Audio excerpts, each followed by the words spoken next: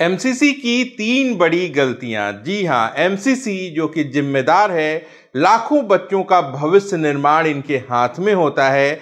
ऐसे में एक सरकारी संस्था जिस पे इतनी बड़ी जिम्मेदारी हो, इनसे गलतियां हो जाएं तो सवाल तो उठते ही हैं। वैसे गलतियां होना कोई बहुत बड़ी बात नहीं है, लेकिन हमें बचपन से ये सिखाया गया कि अगर कोई गलती हो तो हम उसे एक्सेप्ट करें, उस पर काम करें और उसे सुधार लें। लेकिन एमसीसी ऐसा बिल्कुल भी नहीं करता।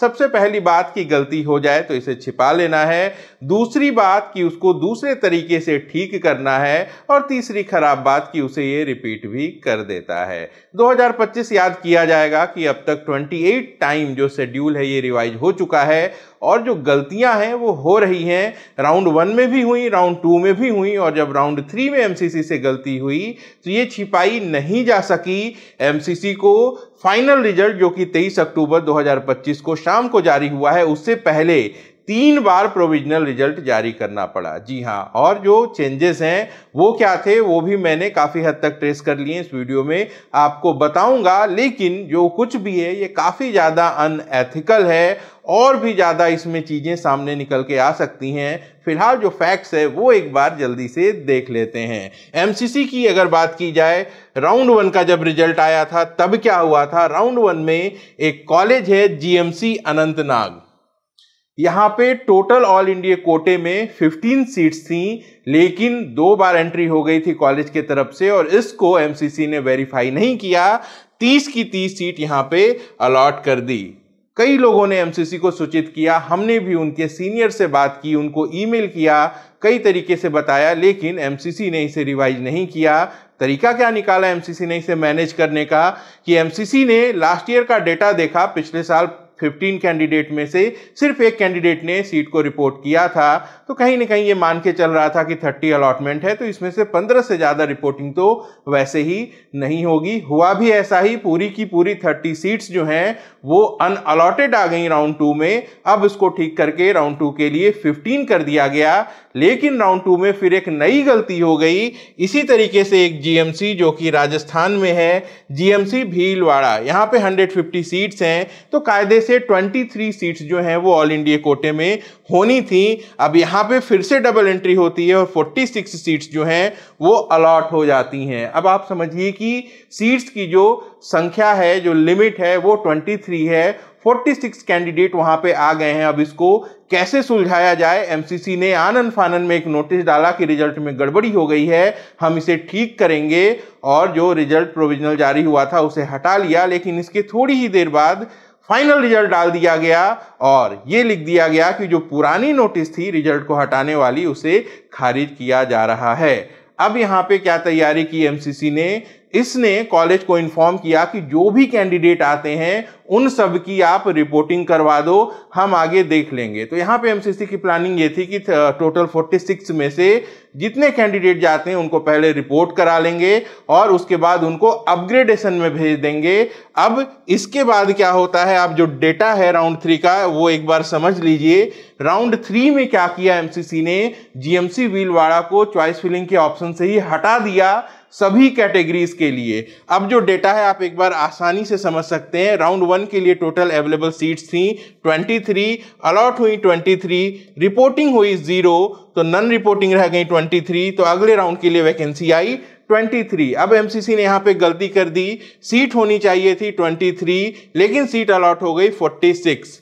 अब इनमें से क्या हुआ, 23 के बजाय 31 कैंडिडेट ने सीट को रिपोर्ट कर दिया। 15 ऐसे थे जिन्होंने सीट रिपोर्ट नहीं की, 14 ने नहीं की थी, एक ने रिजाइन कर दी थी। अब इस हिसाब से देखा जाए तो अगले राउंड के लिए क्या हुआ, 8 सीटें लिमिट से ज्यादा हो गई, लेकिन एमसीसी ने बहुत ही चालाकी से इसे ऑप्शन से ही हटा दिया।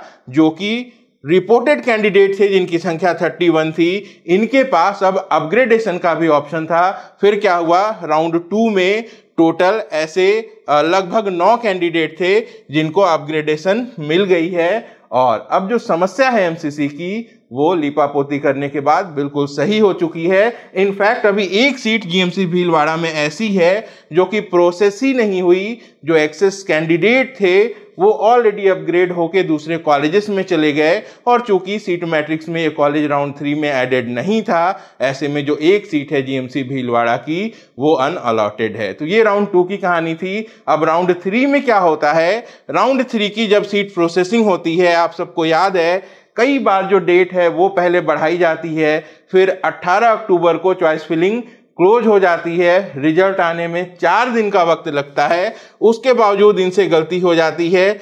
क्या हुई गलती? कि जिपमर का जो इंटरनल कोटा होता है उसकी सीट्स प्रोसेस ही नहीं की गई पूरी काउंसलिंग में। अब इस वजह से जब प्रोविजनल रिजल्ट आया, कैंडिडेट्स ने सूचित किया एमसीसी को, तो फिर से 22 अक्टूबर को शाम को एक नोटिस आई कि ये अपनी लिस्ट को रिवाइज कर रहे हैं, और एक दूसरी लिस्ट आई जिसमें कोई भी फर्क हम लोग नहीं ढूंढ पाए। इसके बाद से 23 अक्टूबर को सुबह फिर से एक नोटिस आती है कि हमने प्रोविजनल लिस्ट को दोबारा रिवाइज किया है, और तब जब हमने उसमें विस्तार से देखा तो उसमें कई सारे ऐसे चेंजेस थे जो हमें देखने को मिले। तो एक बात पकड़ में आई कि जिपमर का जो ऑल इंडिया कोटा होता है और जो इंटरनल कोटा होता है, दोनों की काउंसलिंग एमसीसी ही कंडक्ट कराता है, और राउंड 3 में उनका जो इंटरनल कोटा है वो प्रोसेस ही नहीं हुआ था। जब उस कोटे की सीट वैकेंसी को प्रोसेस किया गया तो कई सारे कैंडिडेट ऐसे होते हैं जो सफल हो जाते हैं, क्योंकि उनके मल्टीपल ऑप्शन होते हैं चॉइस फिलिंग में। तो इस वजह से कट ऑफ में काफी सारे बदलाव देखने को मिले, खासकर ओपन सीट्स की कट ऑफ में। एम्स की बात की जाए, जिपमर की बात की जाए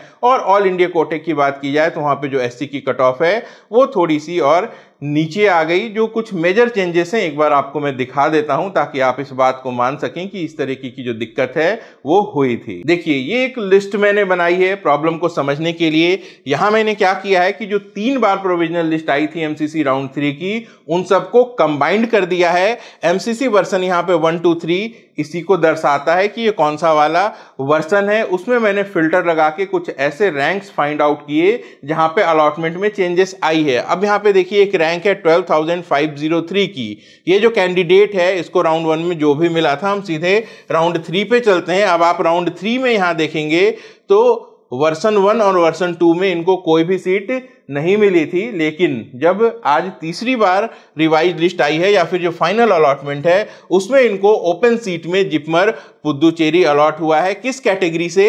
एसटी कैटेगरी से, राइट। अब इसके बाद आगे चलते हैं। अगली रैंक है 22,390। इनको इंटरनल कोटा जो पुद्दुचेरी का है यहां से पहले सीट मिली थी, इन्होंने उस पर रिपोर्टिंग नहीं की थी राउंड 1 में। अब राउंड 3 में क्या हुआ? वर्सन 1 वर्सन 2 यानी 2 बार जो लिस्ट आई इसमें इनको कोई भी कॉलेज अलॉट नहीं हुआ था, लेकिन जब प्रोसेस किया गया इंटरनल कोटा तो इनको जिपमर पुद्दुचेरी मिल गया। इसी तरीके से कई सारे एग्जांपल्स हैं। 23,884 रैंक का कैंडिडेट, इनको देखिए शुरू में जो 2 लिस्ट आई थी इसमें क्या मिला था? एम्स ऋषिकेश मिला था। ये तीसरी लिस्ट में चेंज होके एम्स भुवनेश्वर हो चुका है।